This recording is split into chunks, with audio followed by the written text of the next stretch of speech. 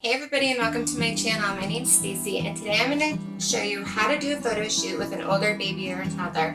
And we're actually going to take my 1.5-year-old baby Odin on a photo shoot into the mountains in Boulder, Colorado.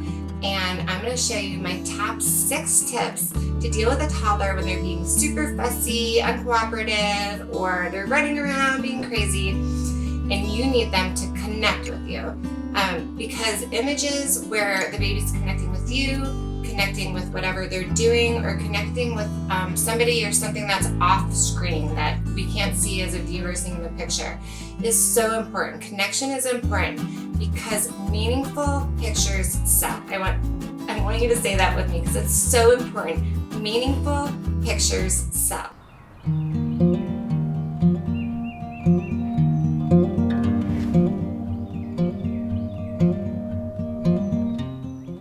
Now, before I give you all my little tips and tricks on exactly how to deal with a toddler and older baby during a photo shoot, I want to tell you the most important thing, and that is nothing ever goes as planned. Nothing ever goes as planned, ever. So I showed up to this photo shoot that I'm going to take you on with my baby, and it should be easy because it's my baby, but a thunderstorm happened, and you'll see everything that resulted in how I worked with it. 30% of all my print sales actually come from just one pose that I do, and that one pose is super intimate, it's super authentic, it's about connection, and I'm going to talk about what that pose is specifically later on, and I'm going to go into it in more detail in the next video. So tip number 1, keep little hands busy. So I tell parents to bring props that are either antique or vintage or wooden. And the reason I do this is because it gives the photograph a more natural, authentic, quintessential childhood feel, that feeling that you feel when you look at my photographs. And if they bring something that's plastic, it gives the feeling more like you got the pictures at the mall. And we don't want that, no. So natural props are the best, and there's 2 types of categories within there. There's meaningful props, and in that I would say like a lovey, a blankie, a favorite book that a parent reads to their baby before bed, a favorite toy, a quilt that grandma made that you want to wrap them up in. And then the other category is it just looks good. It just makes the picture look awesome. So for example, on this shoot, I brought a cute little basket of toys that I knew he loved. So a little wooden alligator that he could pull, some headphones that ended up causing some trouble because they were noise canceling and I didn't realize it, but because that was special to me, it might be weird to other people, but it's a special thing between me and him. So, do touch in with the parents about anything that is special to them, because it can make a difference in the photos that you give them, and it can make a difference in the money that you end up making. Some other favorite props would be a little red wagon, not the new plastic kind, but the old school metal kind. I love patchwork quilts. You can get just the quilted top on eBay for much cheaper than a quilt that's actually put together. And then you can do those really beautiful family photos where the parents are all holding the blanket. There's so many things you can do with the blanket. I'll do a whole video on it. I also brought a ukulele because I thought, he could explore the strings and he would be interested in the sounds that it made. And if the props aren't working, sometimes I'll just grab a flower or a plant or something and I'll push it into the baby's pocket, and it takes them a few seconds to dig it out, and then they'll usually explore it and look at it. But on the shoot I did today, Odin just was not into anything that I was doing because this thunderstorm started happening and it was so windy. It looks really cold, but it was really warm. So don't worry about him being too cold up there. And it also looks like we're standing on the edge of the mountain, but we're not, don't worry. He's totally safe. Tip number 2, keep moving. Toddlers are fast. They've just learned to walk on their own. They love to run around, they love to explore. Everything is new. The world is such an exciting place. We want to capture that as photographers. That is our job. That's what the parents want to see, is that connection with the world that they're having. So move around as much as you can. Get every angle, go up, go down. You can see in the video, I never stop moving. I'm constantly up and down. I'm constantly running in front of him, behind him, different angles. This shoot was a little different because I had somebody doing videography of me, and so I had to consider them in the background. So it's a little bit more challenging. So no matter what, just keep moving, keep moving, keep moving. Whenever you're around a toddler, you just have to keep your energy to match their energy, because you're gonna be exhausted by the end of the shoot. So you wanna earn the money that you're working for. So in the end, the more energy that you put in with the toddler, the more money that you're gonna end up making, because your energetic connection with that baby is going to create just much more stunning and meaningful photos to the parents, and they're gonna be willing to spend money on it. The more intimate the portrait you take, the more money you're gonna make. And that is true for every photo shoot, and it is especially true with babies and toddlers and young children. And at the end of the day, parents just want vibrant, joyful, beautiful photos of their children that they can connect to, because they want to remember their baby or their child just as they were, because this is just a moment in time that is so fleeting. I know I have a toddler right now, and he's growing up so fast, and he wakes up so early and don't get any sleep at all. And I hardly remember yesterday, let alone a year ago when he was 8 months old. Photography is so important at this age because it captures a time that's so difficult to remember. So tip number 3, go with the flow. So no matter what happens, and anything is going to happen because it's a baby toddler, they're on naps, the whole world is new, they've never been to the location you've been. So you just have to go with the flow. I personally meditate, kind of chill out before I go. I slow down a bit. I usually touch in with Instagram and do a little story for each of my photo shoots, because I think that is a really important way to engage with your audience. Just constantly recording everything that's worthwhile and putting it up on Instagram. And I definitely think photo shoots are worthwhile for a learning tool for everybody. Just watch as many as you can until you're as good as the people that you admire and the people that you're watching and the people whose photographs touch your heart. Just know anything's gonna happen, and you just have to sit back and relax and let the baby kind of lead the situation. So we've got all our tool belt, we have our little ways of dealing with them and working with them, getting them to look at us, peekaboo from behind the camera, and putting a little stuffed animal toy on top of your camera, which I don't do because I really rely on my voice. I do this sound a lot, which you can't hear in the video because it's so windy. Babies love that. So if you can roll your tongue, babies love that. But any kind of sound, if that doesn't work, I go to dogs barking. Okay, so just be silly, be stupid. If that doesn't work, then I go to songs, usually Itsy Bitsy Spider, because they love it when I wash the spider out. So, and I usually get a big smile out of that. So at this shoot with Odin, I just didn't have a ton of time because that big thunderstorm was rolling in, and I really needed to just click, click, click and get him out of there. So I was ready for that. The shoot was actually only 7 minutes long, and 5 minutes into it, we had to go into the car, and I set up a little blanket about 10 feet away, and I put Odin in the car with my assistant, who's my 10-year-old daughter today. She would hand them to me. So then I would sit him down on the blanket really quickly with his very favorite toy, which is a basket of wooden toys that he can cut with a wooden knife. So that's also a personal prop to us that I brought, not something you would necessarily bring in your car to photograph another family's baby. For that, I bring more generic toys because I want them to put the meaning into their props. I usually just have a few things in my car as a backup. Okay, tip number 4. Bring an assistant. This is super important. I've actually looked at the data from shoots that I've done with an assistant versus shoots I've done without an assistant. And hands down, I make so much more money when I bring an assistant. And the reason is because the pictures are more engaging. And say this with me again, intimate photos sell more. So finding an intern should be easy. You can post on Craigslist. I usually just do it under creative gigs for $3 a posting, job posting.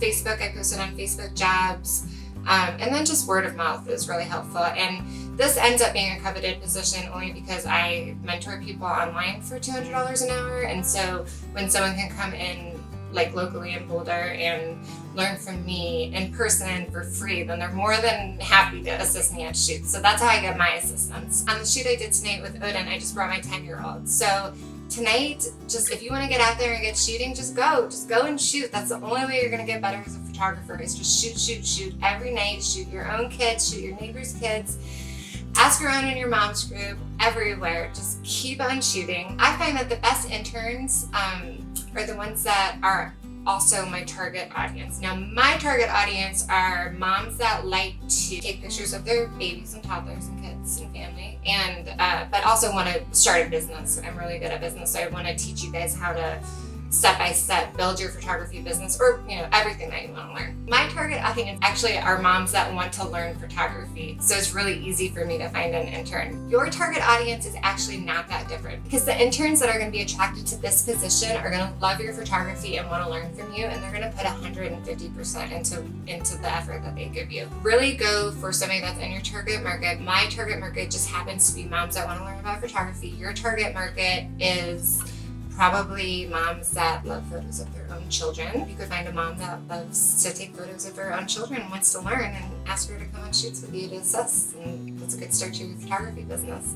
And if that doesn't work tonight and you just want to get out there and take photos, because that's what you have to do, is just keep on taking photos every single day, no matter what. Grab your older child or grab a kid from the neighborhood and pay him a couple bucks, like $5 for an hour or whatever, But even a 6-year-old can blow bubbles or shake a tambourine behind you. Just make sure you have really good chemistry, because you two working together is normally what makes that baby so excited. So look ahead for a new video on how to find an assistant and hire an assistant, because I'll go into way more depth on that in another video. Be sure to subscribe down below too. Tip number 5, contain them. So little toddlers are super busy. The entire world is completely new to these little toddlers, and they might not be able to listen to any verbal direction you give them, so you want to make sure that you have your tool belt. So you want to make sure you have your tool belt ready for when you go on your shoot. Because the toddlers are running all around, it's awesome to bring a prop like a chair that you can just put them in, that is going to contain them for at least a few seconds, so that you can jump back like I'm doing here and go click, click, click, click,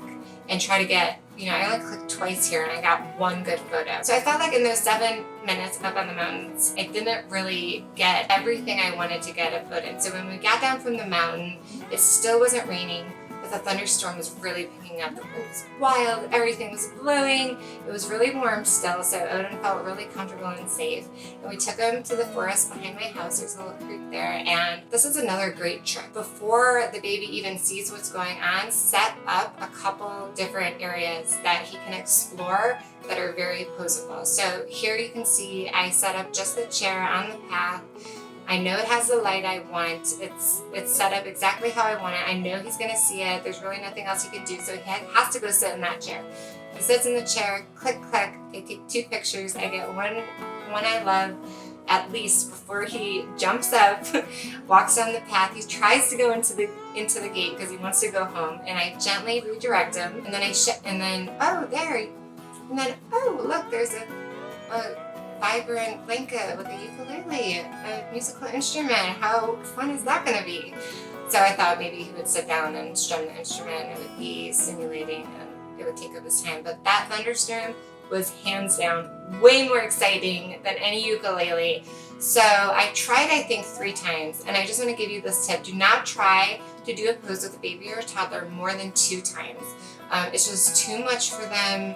It's going to overwhelm their little systems, and they need to take a break and not have so much demand on them. And take a lot of frequent breaks. That really helps your energy level, and it helps you to slow down and connect with them during those breaks, so that you can be ready to get up and jump up and get them energized again, because you really want to match their level. And matching a 2-year-old's energy level is really difficult, especially if you're like me and you're not getting enough sleep and you're with a 1.5-year-old baby all day long anyway. And then you go on a photo shoot at night to do somebody else's family, and you have to keep up that energy.